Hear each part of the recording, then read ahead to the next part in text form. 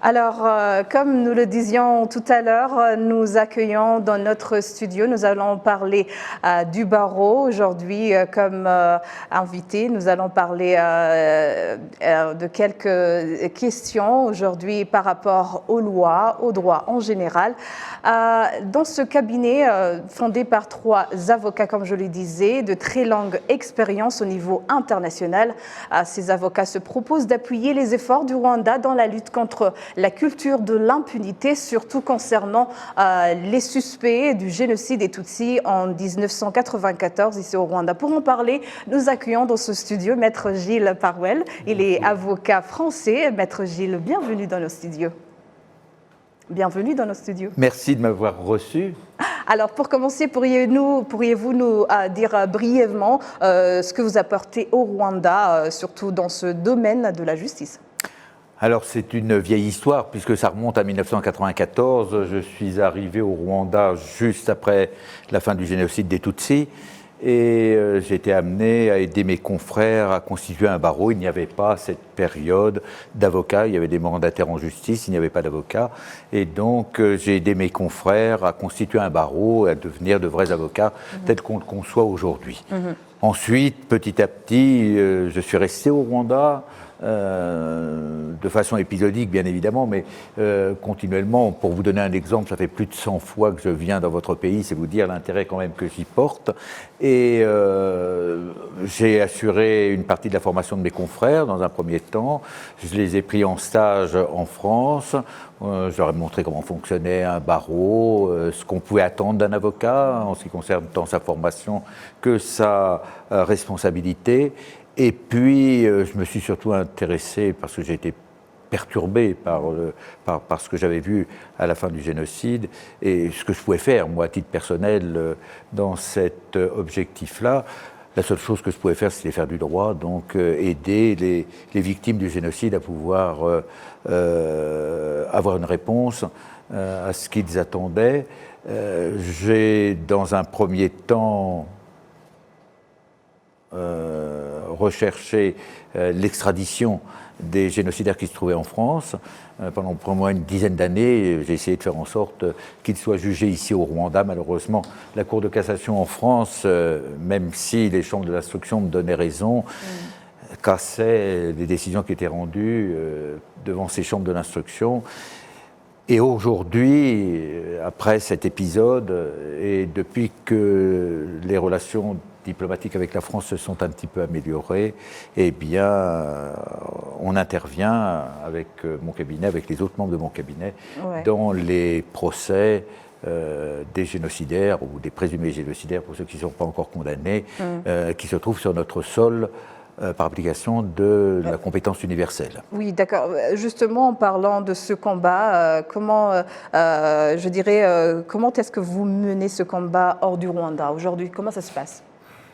Alors, étant donné que je suis à cheval sur le Rwanda et puis sur la France, ça m'est assez facile puisque je prépare les dossiers ici et puis je vais les plaider en France. Donc là, il n'y a aucune difficulté. Et puis, je crois que notre cabinet est connu et reconnu comme étant un cabinet spécialisé dans la défense des victimes du génocide des Tutsis au Rwanda. En parlant de votre métier d'avocat en France, comment est la lutte, je dirais, contre l'idéologie génocidaire et le négationnisme qui, malheureusement, aujourd'hui, on l'observe de temps en temps, si on regarde les infos ou bien sur les sites, les réseaux sociaux. Comment ça se passe aujourd'hui?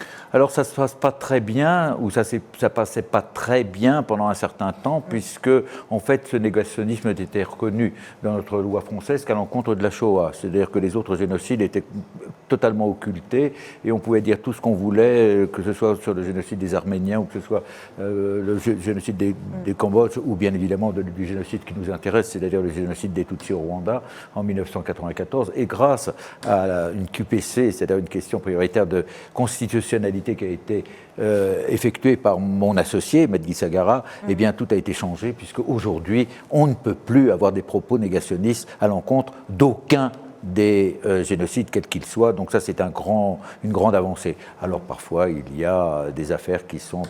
Mais bon, il y a eu quand même un progrès, il y a eu un progrès législatif et il y a un progrès dans les consciences. Et puis, vous savez, avec le réchauffement de nos relations avec le Rwanda, enfin je parle pas des miennes, parce que les miennes sont extrêmement fortes, donc, mais politiques, eh bien on s'est rendu compte que le Rwanda était peut-être quelque chose de tout à fait différent. D'abord, on a eu connaissance du Rwanda. Malheureusement, il y avait une grande partie de la population française qui ne savait pas bien situer où se trouvait le Rwanda. Alors ce qui se passait au Rwanda était un petit peu occulté. Aujourd'hui, c'est bien différent. Franchement, c'est bien différent. Moi, je vois quand dans les dîners en ville, il fut un temps où on me disait « Ah oui, toi, tu t'intéresses ». Alors, pour m'être agréable, on m'en parlait un peu, mais on ne savait pas qui était. Alors, c'est qui, c'est quoi, c'est comment. Alors qu'aujourd'hui, non. Maintenant, il y a vraiment une véritable connaissance. On s'intéresse dans les journaux. Il y a beaucoup d'articles et même sur des interrogations sur la politique de la France à ce moment-là. Donc, c'est quand même une avancée. Alors, parfois, à la marge, il y en a un qui dit une bêtise. Alors, bon, voilà. C'est tout à fait regrettable. Et bon, voilà. Alors, Maître Gilles, parlons de vous personnellement. D'où vous est venu cet intérêt, je dirais personnel, pour la lutte contre cette idéologie? Alors, je ne suis pas tout jeune. Hein. Donc, quand je suis venu la première fois en 1994, j'étais bâtonnier de mon ordre et j'étais très ouvert. On était très ouvert sur l'international. On avait beaucoup travaillé avec la Roumanie. On avait fait en sorte que nos confrères roumains puissent exercer de façon libérale alors qu'ils exerçaient de façon collégiale, collective plus exactement. Et on avait déjà cette connaissance, on était déjà reconnu comme étant un barreau très ouvert sur l'international et qui pouvait apporter quelques solutions aux pays qui étaient en difficulté. Et puis, il y a eu tout de suite en 1994, au mois de septembre, je crois, septembre ou octobre, une réunion, et on a eu 2 mandataires en justice, c'est-à-dire des futurs avocats d'ici qui sont venus en France. J'ai eu la chance de les rencontrer, de dîner à côté de l'un d'eux qui m'a indiqué ce qu'était la situation de la justice au Rwanda. Je lui ai indiqué que je viendrais le voir, il n'y croyait pas, il s'était trompé. Quelques semaines après, j'étais au Rwanda, j'étais face à quelque chose indicible, enfin, que je ne pouvais même pas imaginer, que je ne pouvais pas imaginer. Et comme je vous le disais tout à l'heure, je me suis dit, mais qu'est-ce que tu peux faire ? Bon, je sais faire qu'une seule chose, c'est du droit, donc je ne pouvais que me tourner vers... Et puis après, je veux dire, quand on connaît la situation, on sait ce qu'on doit faire. Hein. Alors, si on regarde, comme vous l'avez aussi mentionné, il y a beaucoup de présumés accusés de génocide en France. Pourrait-on dire qu'il y aurait un impact dans le futur où certains accusés pourraient être sur la chaise des accusés et être vraiment... Alors je les connais très bien puisque j'ai tenté de les extrader pour qu'ils soient jugés au Rwanda. Donc je sais bien où ils sont et je sais bien qui ils sont. On a eu malheureusement des décisions, comme je le disais tout à l'heure, de la Cour de cassation qui fait en sorte que par application d'une loi qui est une universelle, bon, c'est vrai qu'il y a un principe de l'égalité des délits et des peines qui fait en sorte que s'il n'y a pas dans la juridiction du pays au moment des faits une peine qui est prévue, on ne peut pas renvoyer les gens. La France en était tout à fait affranchie quand il s'agissait de juger par fond, mais estimait qu'en ce qui concerne les présumés génocidaires rwandais, ce n'était pas possible de l'appliquer. Quoi qu'il en soit, aujourd'hui, avec la compétence universelle, on voit une progression des procès. On en a environ 2 par an. Ça prend quand même, vous savez, parfois 2 mois de notre vie professionnelle, 2 mois quotidiennement pour être présent dans un cabinet. C'est très lourd, hein, surtout quand il y en a 2 ou 3 du cabinet qui interviennent, c'est assez lourd. Mais l'objectif, c'est ça. Je ne peux pas imaginer un seul instant que ces personnes puissent mourir sans être jugées. Voilà. Qu'importe la décision, qu'ils soient jugés pour les faits qui leur sont reprochés. Le barreau du Rwanda aujourd'hui, il célèbre ses 25 ans d'existence. En tant qu'avocat, quel est votre, je dirais, votre sentiment par rapport à tout ça? Surtout que maintenant il y a un barreau un cabinet d'avocats qui vient d'être créé, qui sera bilingue. Quel est le sentiment que vous pouvez partager aujourd'hui? moi, c'est un petit peu la finalité de ma carrière. Je ne suis pas un perdreau de l'année, vous en êtes quand même, vous avez observé.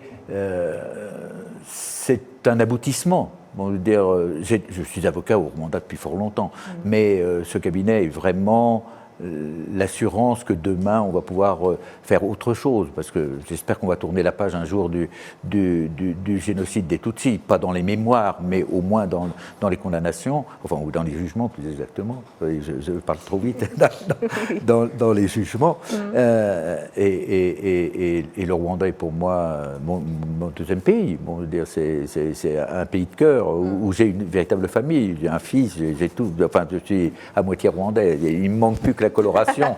Il faut que j'aille un petit peu plus au soleil. Oui, oui. Alors, un mot de clôture que vous pouvez dire à ceux qui nous suivent en ce moment par rapport à cette célébration, je dirais, du barreau du Rwanda. C'est une très belle célébration, un très bel événement qui est fort bien organisé. Et puis, on est parti à 37. On était 37 quand on a prêté serment, quand les confrères ont prêté serment en 1997. Le 30 juillet 97. Aujourd'hui, ils sont 1500 avec des... Ah bah oui, voilà, voilà, vous avez eu le mot de la fin, waouh. Voilà. Alors, je vous remercie. Je rappelle que vous êtes, c'est Maître Gilles Parouel, avocat. Je vous remercie. Merci à vous. Voilà.